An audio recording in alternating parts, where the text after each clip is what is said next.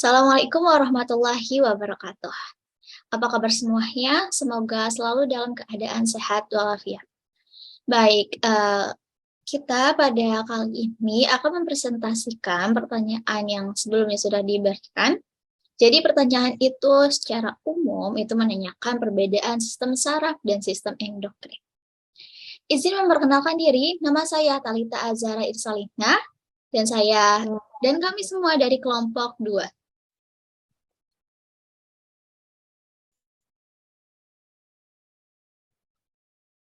Boleh lanjut perkenalkan diri?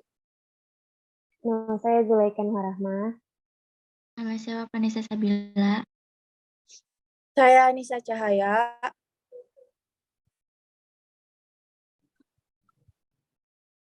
Oke, karena ini tentang sistem saraf dan sistem endokrin, di sini saya akan memberikan sedikit pengertian mengenai sistem saraf dan sistem endokrin.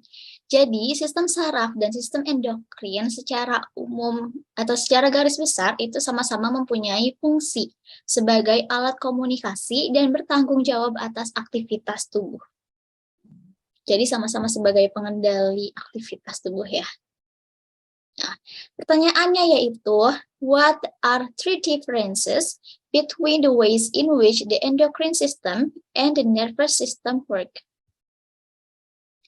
Baik, yang pertama, ada perbedaannya menurut strukturnya akan dijelaskan oleh Zulaika Nuhara. Silakan. Menjelaskan, jadi saraf pusat ini tuh ada otak dan juga sumsum tulang belakang. Saya akan menjelaskan otak terlebih dahulu. Jadi teman-teman, otak ini tuh memiliki dua hemisfer. Hemi ini tuh artinya setengah, sedangkan sfer ini tuh artinya bola. Nah, otak ini tuh punya nih bagian-bagian. Ada bagian depan, ada bagian tengah, lalu ada bagian belakang. Nah, otak bagian depan ini bisa kita bilang forebrain. Nah, forebrain ini tuh merupakan bagian otak yang mengatur segala fungsi. Nah, forebrain juga tuh memiliki bagian luar dan bagian dalam. Bagian luarnya itu ada cerebrum. Nah, cerebrum itu berkaitan dengan fungsi volunteer. Lalu ada bagian dalam yaitu talamus. Nah, setelah talamus ada di bawahnya ada hipotalamus. Hipo ini tuh artinya di bawah. Jadi posisinya itu ada di bawah talamus. Lalu ada pituitary gland. Nah, forebrain bisa dikaitkan dengan fungsi volunteer. Maksudnya ini adalah fungsi-fungsi tubuh manusia yang bisa dilakukan secara sadar. Biasanya memiliki kendali atau kontrol atas hal tersebut. Contohnya seperti kita bisa secara sadar menggerakkan tangan karena kita sadar bahwa kita sedang menggerakkan tangan. Nah, forebrain juga memproses stimulus dari panca indera, mengatur memori manusia, emosi manusia, dan rasa haus, lapar, ngantuk pun diatur oleh forebrain. Sedangkan involunter merupakan fungsi yang terjadi tanpa kita sadari. Involunter dikendalikan oleh midbrain dan hindbrain. Contohnya seperti detak jantung atau gerakan saluran pencernaan. Lalu selanjutnya midbrain atau otak bagian tengah. Nah, midbrain ini merupakan awal dari batang otak atau brainstem. Brainstem adalah bagian yang menghubungkan antara forebrain dan spinal cord atau sumsum tulang belakang. Midbrain juga berhubungan dengan fungsi volunteer. Contohnya seperti pupil yang bisa mengecil ketika ada sinaran cahaya yang mengenainya. Lalu di otak bagian belakang bisa kita sebut hindbrain. Brainstem ini tuh memiliki dua jendolan. Nah, jendolan yang pertama ini disebut pons. Nah, pons ini tuh yang menjembatani antara midbrain dan brainstem. Brainstem yang bagian bawah. Lalu di jendolan kedua ini disebut dengan medulla oblongata. Medulla oblongata ini berhubungan dengan fungsi involunter yang memberikan kita nyawa. Detak jantung, pernapasan, dan juga pencernaan itu diatur oleh fungsi involunter medulla oblongata.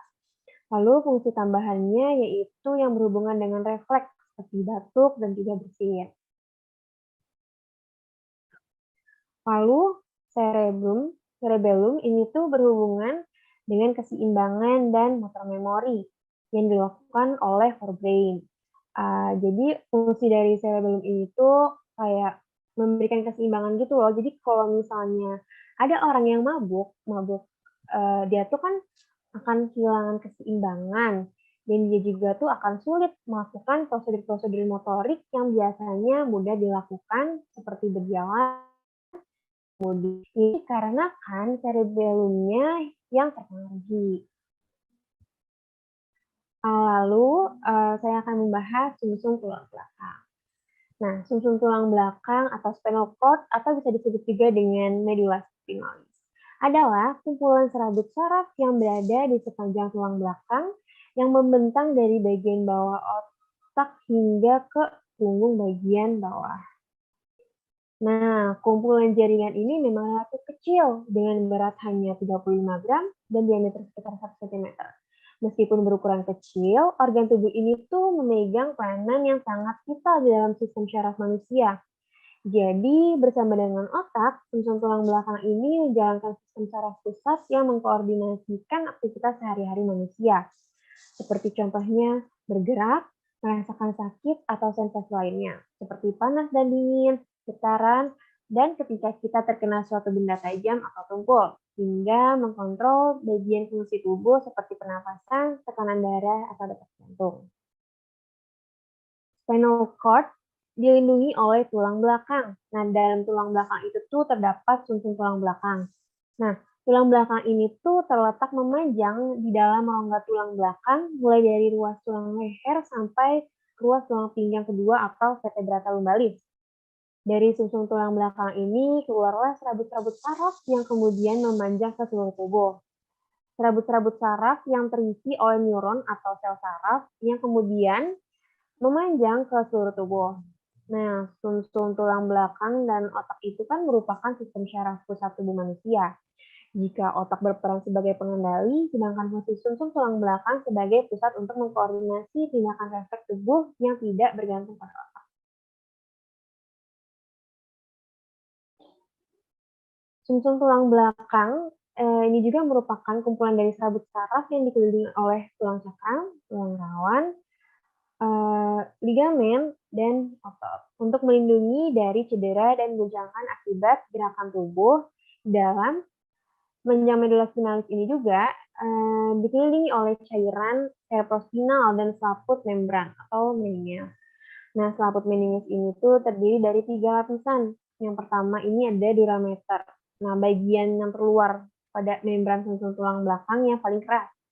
Lalu yang kedua ada arachnoid, yang merupakan lapisan tengah yang melindungi sumsum tulang belakang. Lalu ada piameter, lapisan yang paling dekat dengan sumsum tulang belakang. Nah, ternyata ada juga nih lapisan yang namanya subarachnoid. Nah, lapisan itu terletak di antara arachnoid dan piameter. Lapisan ini berfungsi sebagai tempat menyimpannya cairan cerebrospinal atau tempat untuk menyuntikkan bius.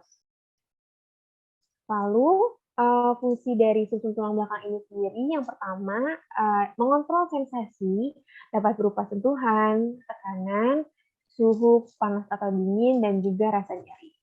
Lalu, kedua, ini tuh mengontrol gerak motorik dan kerja organ. Dan yang ketiga, gerak refleks. Lalu saya akan menjelaskan struktur sumsum tulang belakang. Jadi, pada bagian abu-abu yang berbentuk seperti kupu-kupu, ini tuh merupakan pusat syaraf yang berada di bagian dalam. Ini tuh ada tuh yang warna abu-abu ya. Nah, yang berwarna putihnya ini merupakan bagian luar. Nah, sumsum tulang belakang ini juga bekerja untuk mengantarkan impuls sensorik dan motorik. Contohnya seperti ketika kita menerima rangsangan, kemudian rangsangan itu akan masuk sumsum tulang belakang melalui neuron sensorik. Kemudian diolah di bagian yang abu-abu. Lalu kemudian akan diberikan ke neuron motorik. Setelah itu akan diberikan ke otot untuk bergerak. Nah, sumsum tulang belakang ini terbagi menjadi 2 lapisan, yaitu lapisan luar yang berwarna putih yang mengandung serabut syaraf dan lapisan dalam berwarna abu-abu yang mengandung badan syaraf. Nah, badan syaraf ini yang mengolah informasi yang kemudian akan diberikan ke syaraf motorik untuk melakukan pergerakan. Next.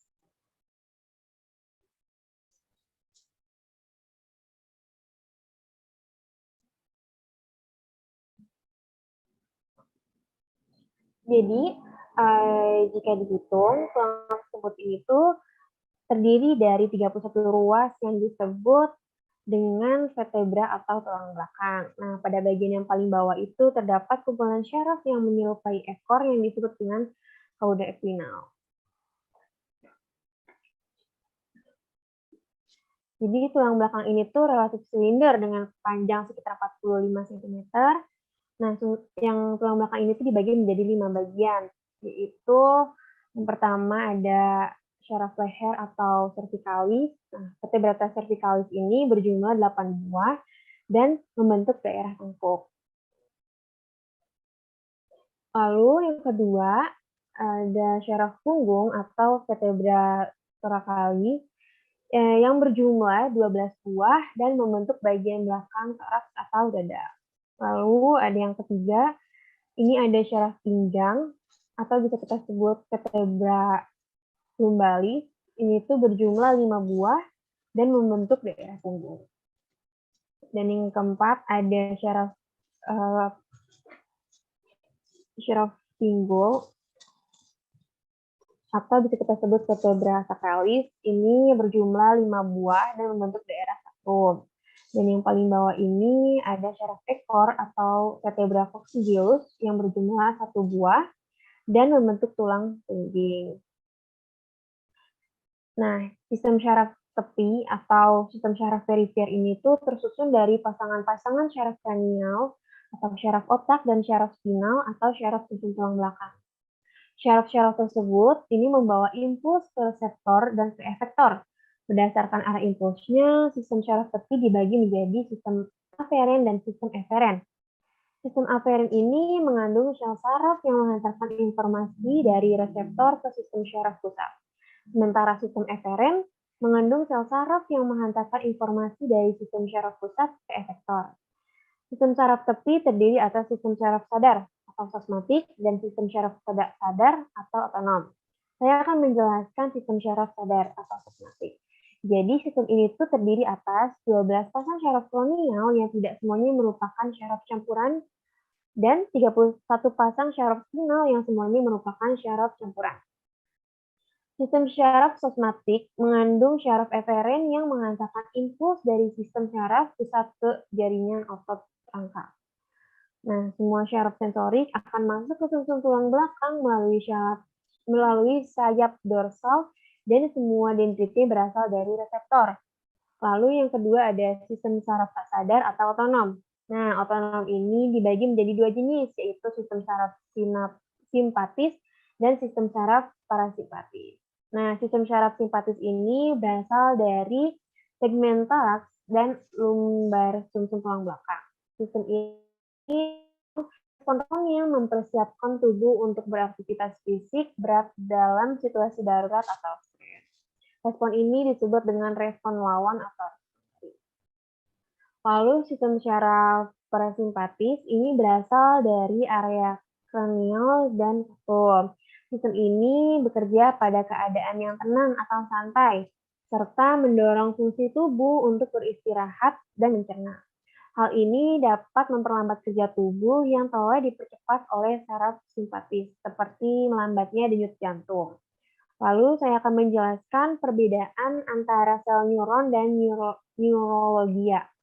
Jadi kalau misalnya neuron ini, fungsinya ini tuh adalah untuk mengirim sinyal, sedangkan neurologia ini berfungsi untuk memberi nutrisi, oksigen, zat makanan, dan lain-lain ke neuron. Selanjutnya akan dijelaskan oleh Bapak.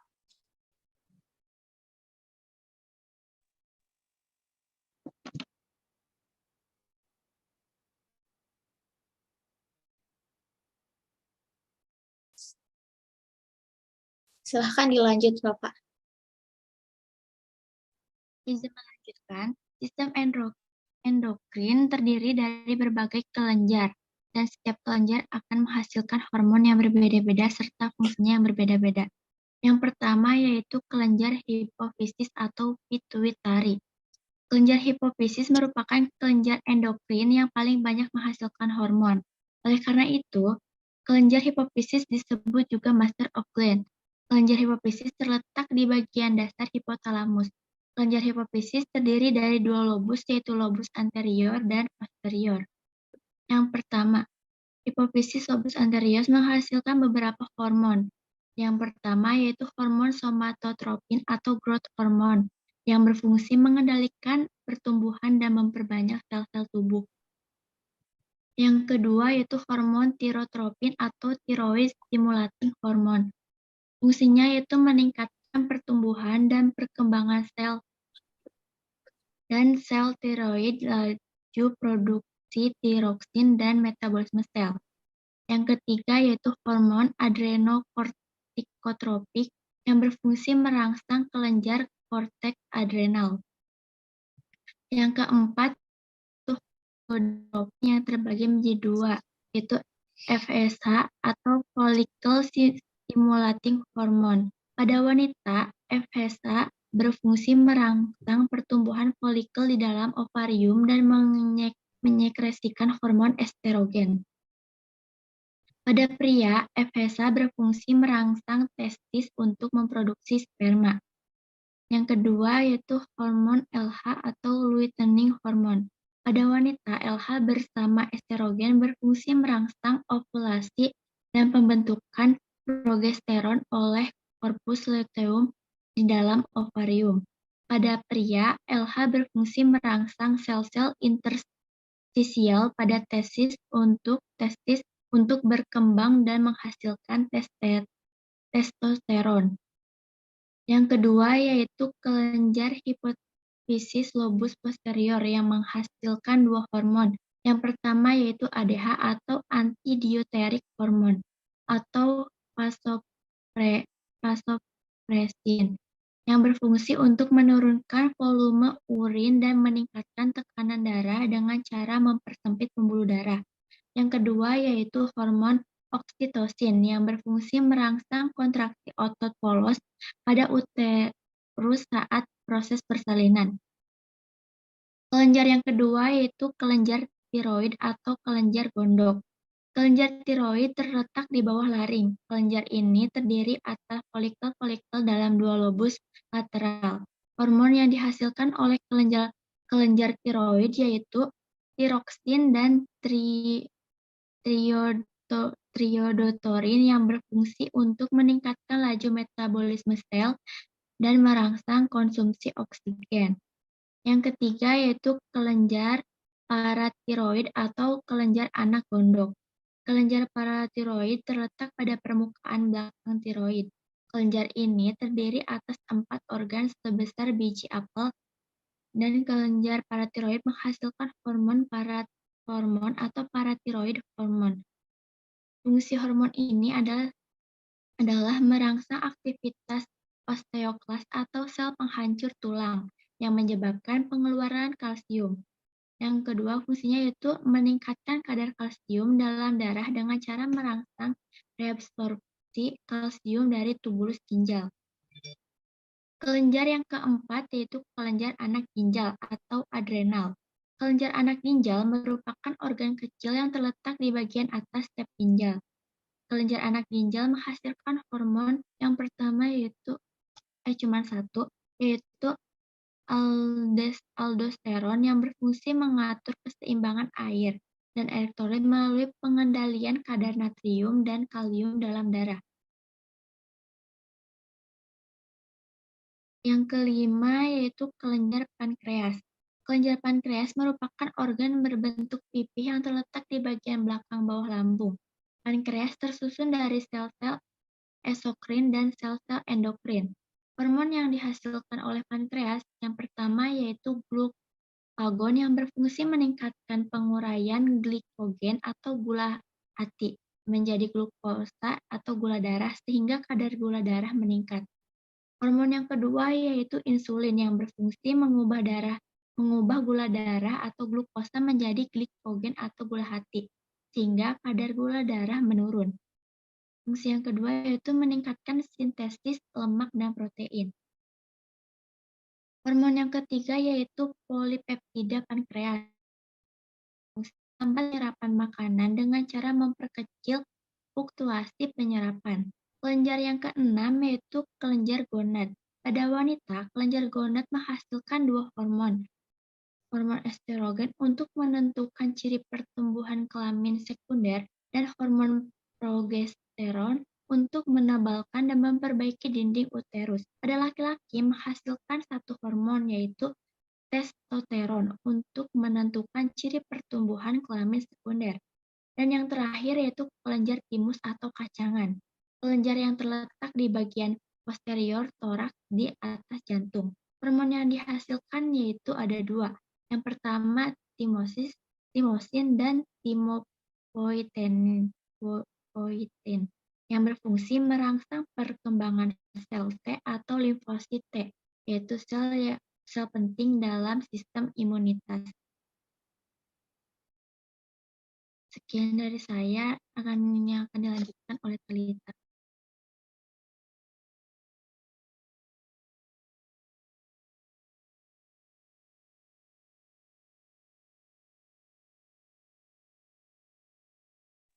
Silakan, Tal. Baik, terima kasih Bapak.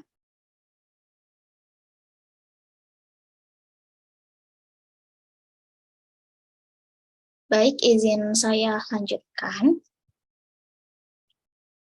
Perbedaan yang selanjutnya yaitu dari mekanisme sinyalnya. Oke, pertama dari sistem saraf. Nah, di sistem saraf ini, sinyal yang digunakan itu berupa sinyal kimia dan juga sinyal listrik. Nah, penghantarannya itu atau penjelarannya itu menggunakan neuron dan juga sinaps. Nah, untuk di neuron ini, nanti sinyal yang dipakai itu sinyal listrik. Jadi, si sinyalnya itu bakalan menjalar di akson, tapi ketika menemukan sel span, dia akan melompati sel span. Jadi dia akan lompat, dan lompat. Nah, sampai akhirnya si impulsnya ini atau si sinyalnya ini berada di akson terminal. Nah, pada akson terminal itu terdapat bulbus akson. Dan antara neuron yang satu dengan neuron yang lain itu terdapat celah yang namanya sinaps. Nah, nanti si impuls ini akan dibawa melewati sinaps ke neuron yang selanjutnya itu oleh neurotransmitter. Jadi, di bulbus akson ini terdapat gelembung yang bernama vesikel, dan di dalam vesikel ini ada yang namanya neurotransmitter. Dan ketika impulsnya berada di bulbus akson, vesikel ini akan melubur bersamaan dengan bulbus akson.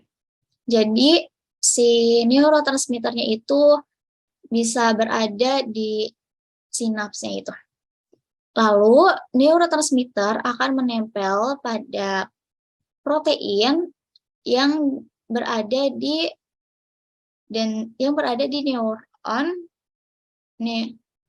neuron yang berikutnya. Nah, pada saat atau setelah si neurotransmitternya itu menempel pada proteinnya ini, nanti si sinyal itu akan masuk ke dendrit pada neuron yang setelahnya. Nah, ini ada celah sinapsnya, ini ada gambarnya. Ini gelembung sinaps yang dimaksud tadi yang mengandung neurotransmitter. Terus ini celah sinapsnya dan ini reseptor proteinnya. Jadi nanti neurotransmitternya itu akan menempel di sini, lalu si izin mengulangi, lalu nanti impulsnya itu akan bisa masuk ke dendrit pada neuron yang berikutnya, sampai akhirnya nanti si impulsnya itu dibawa lagi sampai di targetnya. Nah, targetnya itu berupa apa? Targetnya itu berupa neuron yang lainnya. Misalkan ketika ingin menggerakkan tangan, maka sisi impulsnya ini itu akan terus menjalar sampai ke neuron atau sel saraf yang bertanggung jawab untuk menggerakkan tangan. Nah, di sini ketika impuls berada di akson yang ini, nah keadaan aksonnya itu akan depolaritas. Jadi akan seperti ini. Jadi di luar aksonnya itu akan negatif dan di dalam aksonnya itu akan positif. Dan ketika ketika impulsnya ini melompati sel1, maka si aksonnya ini akan dalam posisi istirahat atau polarisasi, di mana keadaan akson ketika istirahat itu akan seperti ini. Jadi di luarnya itu akan positif dan di dalamnya itu akan negatif. Lanjut di sistem endokrin. Nah, di sistem endokrin ini sinyal yang bekerja berupa sinyal kimia saja. Jadi nanti kelenjar endokrin ini akan mengeluarkan hormon, lalu hormonnya itu akan berjalan di pembuluh darah. Jadi dia akan mengalir bersamaan dengan darah menuju sel targetnya dia. Misalkan kelenjar adrenal, dia mengeluarkan hormon yang bernama hormon adrenalin. Nah, si hormon adrenalin ini sel targetnya yaitu jantung, jadi dia akan masuk ke jantung. Dan nggak akan salah sasaran gitu, nggak akan salah target si hormon adrenalin itu. Lalu di sel target ini ada reseptor. Jadi reseptor dengan hormon itu bentuknya akan sama. Oke, sebentar. Misalkan ketika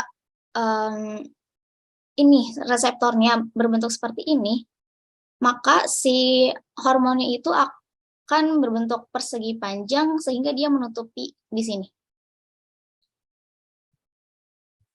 Oke, akan saya coba gambarkan.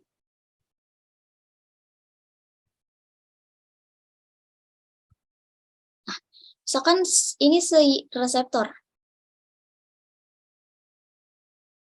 Dan ini si hormon. Nanti si hormon dan si endokrin ini akan pas gitu. Jadi kayak puzzle gitu. Dan kalau nggak pas, oke, jadi ini sebetulnya nggak ada ruang ya sebenarnya. Jadi ketika si reseptor dan hormon ini tidak pas, maka tidak akan berfungsi. Kenapa tidak akan berfungsi? Oke, kita logikakan dengan gembok dan kunci. Gembok hanya bisa dibuka ketika menggunakan kunci yang pas kan, dan tidak akan terkunci lagi ketika menggunakan kunci yang pas. Jadi harus menggunakan kunci yang pas. Nah, pada target dan hormon ini juga mempunyai teori yang sama.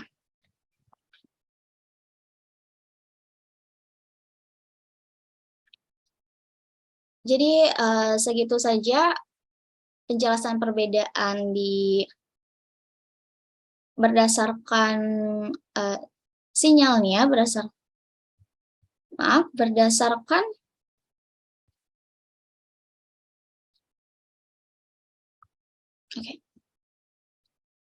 berdasarkan mekanisme sinyalnya.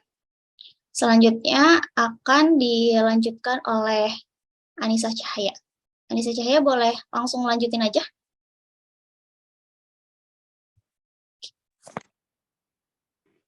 Melanjutkan, pada sistem syaraf, sinyal akan sampai ke target dengan cepat. Hal ini, ketika sinyal melewati neuron, dia akan melompati sel Schwann pada neuron. Selain itu, sistem syaraf lebih spesifik dan teralokasi, yaitu neuron akan membawa sinyalnya langsung ke targetnya. Selain itu, respon pada sistem syaraf juga sangat cepat hilang. Mengapa demikian? Karena ketika neurotransmitternya berada di sinaps, akan ada enzim yang akan mendaur ulang dan menggunakan kembali neurotransmitter tersebut. Proses daur ulang itu juga terjadi dengan sangat cepat. Lalu selanjutnya pada sistem endokrin, sinyal akan sampai ke target dengan lambat. Jadi kebalikannya dari sistem syaraf ya. Hal itu tuh terjadi karena hormon yang berada di dalam pembuluh darah akan mengalir bersamaan dengan darah yang ada pada kapiler. Jadi misalnya kapilernya sepanjang 3 meter, maka hormon juga akan mengalir bersama darah tersebut di dalam kapiler selama 3 meter. Setelah selesai, barulah hormon tersebut akan sampai di sel targetnya. Selain itu, respon pada sistem endokrin akan bertahan lama, karena ketika hormonnya selesai dipakai, pembuluh darah akan melepaskan hormon tersebut keluar pembuluh darah. Barulah hormon tersebut akan didaur ulang. Ketika hormon tersebut sudah selesai digunakan, akan ada seleksi alam, yaitu pemilihan hormon. Apakah masih bisa didaur ulang, ataukah tidak bisa digunakan lagi. Jika tidak bisa digunakan lagi, maka hormon tersebut akan dibuang. Oke. Baik, kalau sudah selesai? Ya, sekian dari saya. Oke, sebelumnya saya ingin menambahkan yang tadi di mekanisme sinyal, kalau sistem saraf itu targetnya bukan hanya neuron yang lainnya saja, tapi juga bisa berupa otot dan juga kelenjar. Jadi si impulsnya itu nanti bisa jadi ke otot dan bisa jadi ke kelenjar, tergantung aktivitas apa yang mau dia lakukan. Dan kalau di sistem endokrin, itu itu targetnya yaitu sel yang mempunyai reseptor yang cocok dengan si hormon yang tadi. Nah, segitu saja penjelasan dari kami. Dan untuk pertanyaannya, kami meminta agar Sabtu pada malam hari, pertanyaan itu kami harap dari semua kelompok sudah terkumpul, agar kami mempunyai waktu untuk menjawab pertanyaan dari kelompok semuanya. Baik, segitu saja presentasi dari kami. Wassalamualaikum warahmatullahi wabarakatuh.